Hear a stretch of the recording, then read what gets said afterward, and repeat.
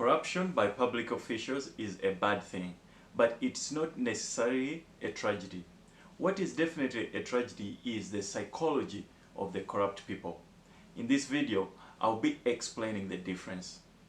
If this is the first time you are visiting my channel, you are welcome. My name is Emmanuel Chironda, and every Saturday I bring you a video aimed at changing our African mindsets. Don't forget to subscribe and click the notification button so you are notified whenever I release videos. Without wasting time, let's get started.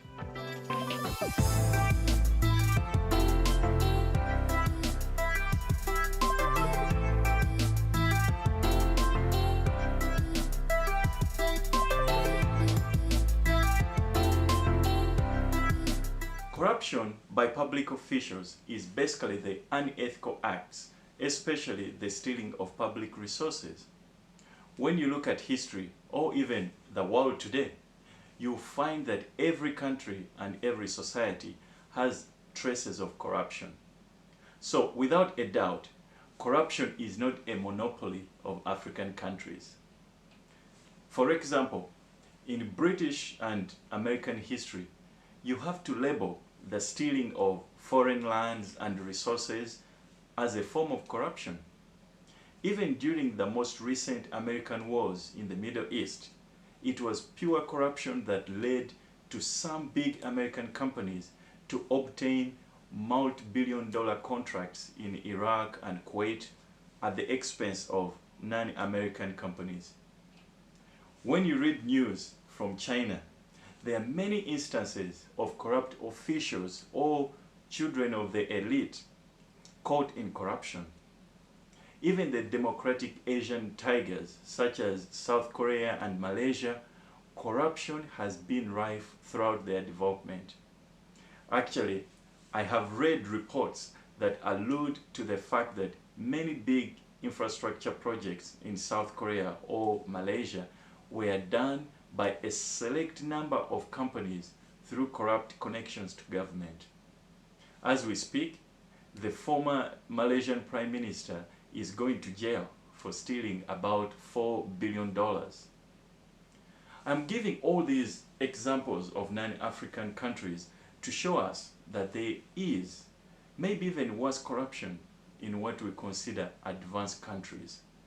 So, when you read that in an African country A, ministers have embezzled money meant for public health, or that billions of dollars allotted for major roads have disappeared, that is not something unique only to Africa.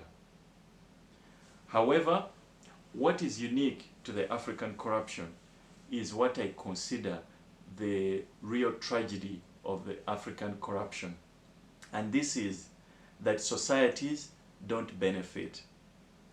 While you can see state-of-the-art roads constructed in Malaysia or South Korea, even if the contracts were obtained through corruption, in Africa you will not see the roads.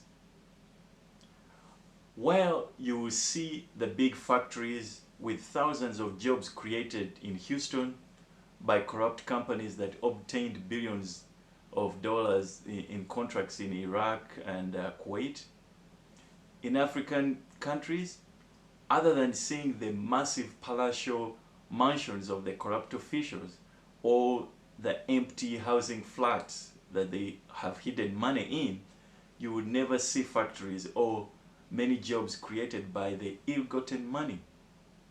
To bring this issue home, between 1997 and 2003, several African countries were involved in the war in Congo, and afterwards the Congolese government charged one of them, my own Uganda, with allegedly stealing $10 billion worth of minerals and other resources. As someone who was in Uganda at the time, my fellow Ugandans can correct me if I'm wrong, I can tell you that there is nothing in the country that you can point to say that the army or the country benefited from getting $10 billion. To me, the real tragedy is, why don't our thieves help build factories, roads, and job creating initiatives, while those of America, Europe, and Asia do so? I think the answer comes back to the issue of mindsets that is the subject of this channel. Our public officials are still deeply plagued with inferiority complexes, self-hate, victimhood, and the insatiable appetite to consume foreign things, such that when they steal $1 billion, they primitively only think about owning a piece of Dubai or London real estate, doing expensive shopping in Italy or France, and being part of the Swiss banking prestige, the way the former Nigerian president Sani Abacha stacked away $4.3 billion in a Swiss account. All this behavior by our leaders is to camouflage their inferiority complex and self-hate. So, just like all the other problems we have in Africa, even the corruption problem can be solved if we are to set our mindsets right.